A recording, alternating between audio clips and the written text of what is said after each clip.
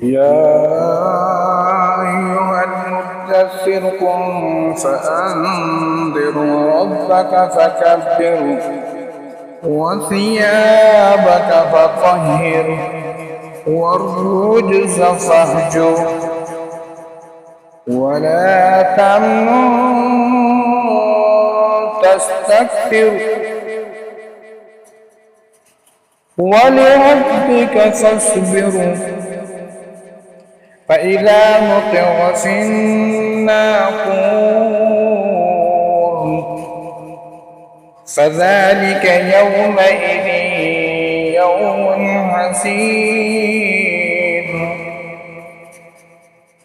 على الكافرين غير يسير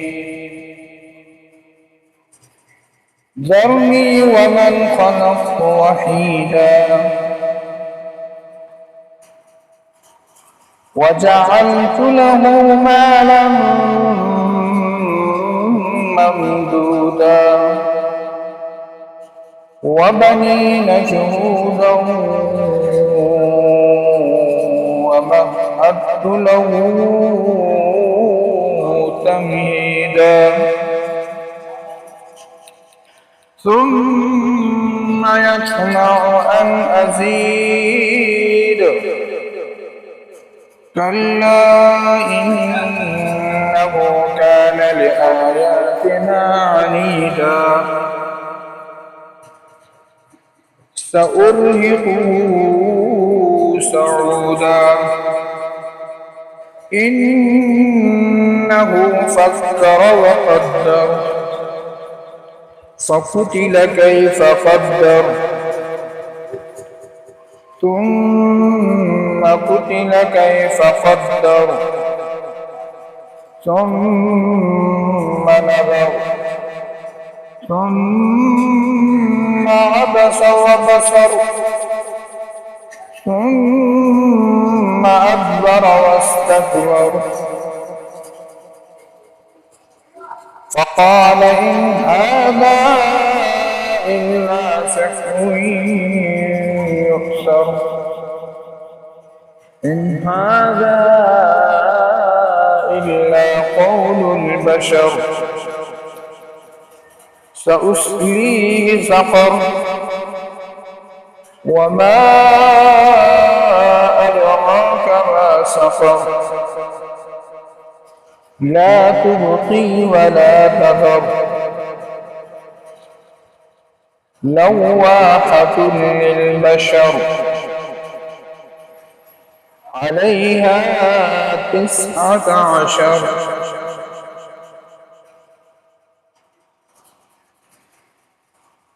وما جعلنا أصحاب النار إلا ملائكة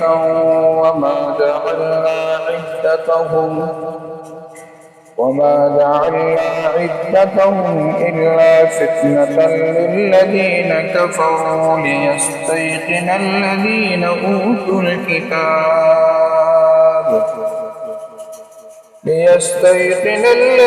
أوتوا الكتاب ويزداد الذين آمنوا إيمانا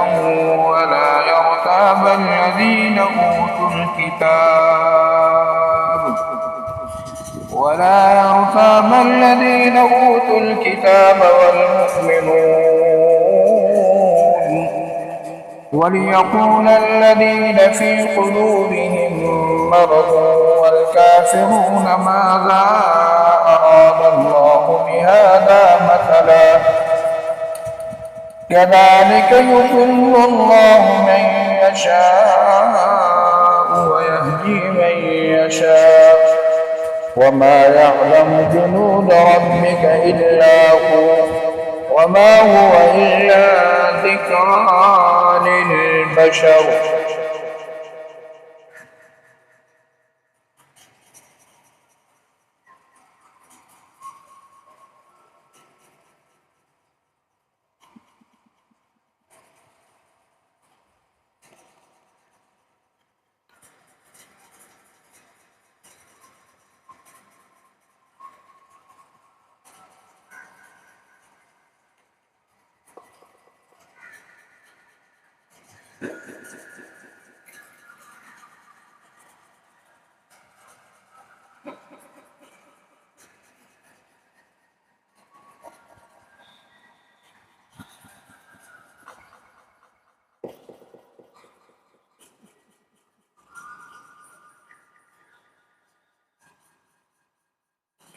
كلا والقمر والليل إذا أدبر والصبح إذا أسفر إنها لإحدى الكبر نذيرا للبشر لمن شاء منكم أن يتقدم أو يتأخر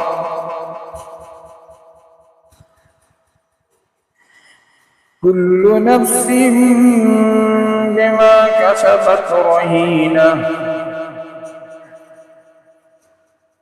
إلا أصحاب اليمين في جنات يتساءلون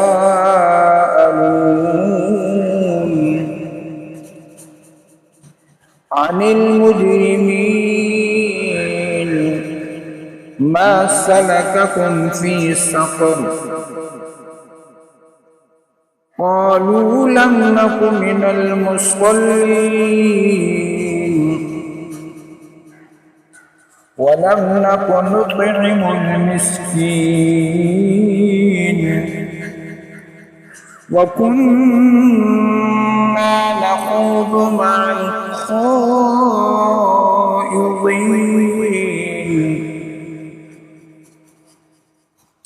وكنا نكذب بيوم الدين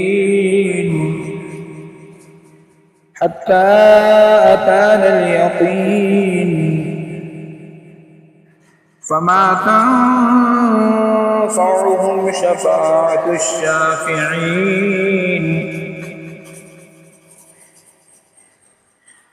فما لهم عن التذكرة معرضين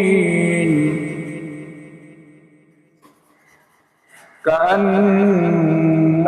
حمر مستنفرة فرت من قسورة بل يريد كل امرئ منهم أن يؤتى صحفا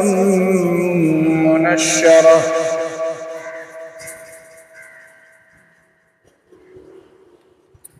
كلا بل لا يخافون الآخرة كلا إنه تذكرة فمن شاء ذكره وما يذكرون إلا أن يشاء الله هو أهل التقوى وأهل المغفرة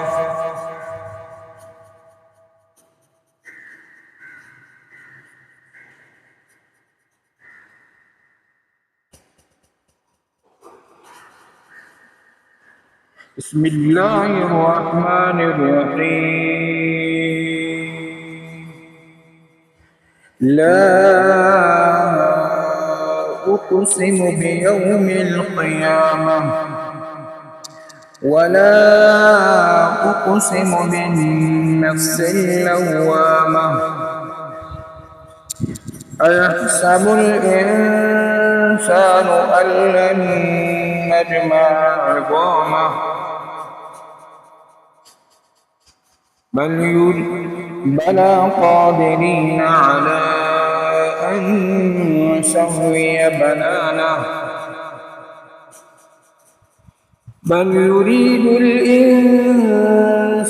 ليفجر أمامه يسأل أيان يوم القيامة فإذا برق البصر وخسف القمر وجمع الشمس والقمر يقول الإنسان يومئذ أين المفر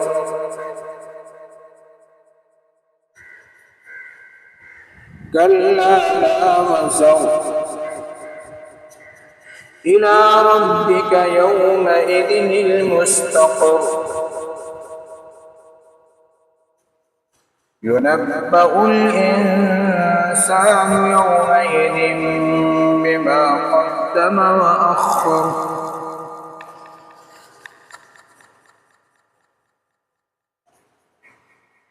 بل الإنسان على نفسه بصيرة ولو ألقى معاذيره لا تحرك به لسانك لتعجل به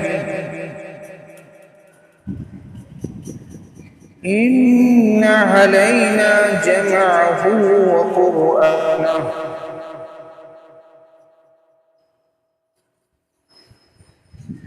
فإذا قرأناه فاتبع قرآنه ثم إن علينا بيانه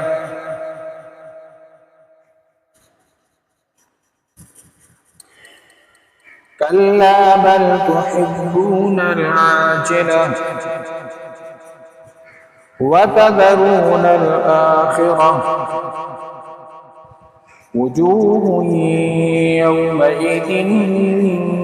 ناظرة إلى ربها ناظرة ووجوه يومئذ باسرة تظن أن يفعل بها فاقرة كلا إذا بلغت التراقي وقيل من راق وظن أنه الفراق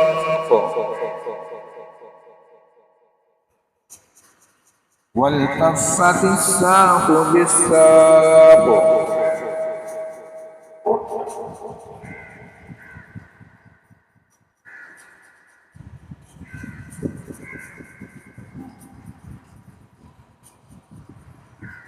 فلا صدق ولا صلى ولكن كذب وتولى ثم ذهب إلى أهله يتمطى أولى لك فأولى ثم أولى لك فأولى أيحسب الإنسان أن يترك سدى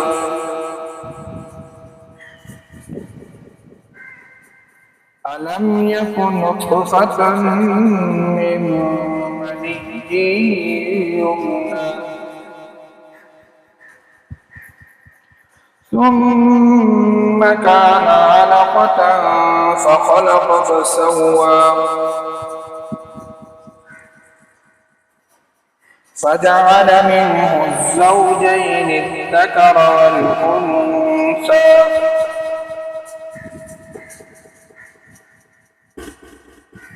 أليس ذلك بقادر على أن يحيي الموتى صدق الله العظيم.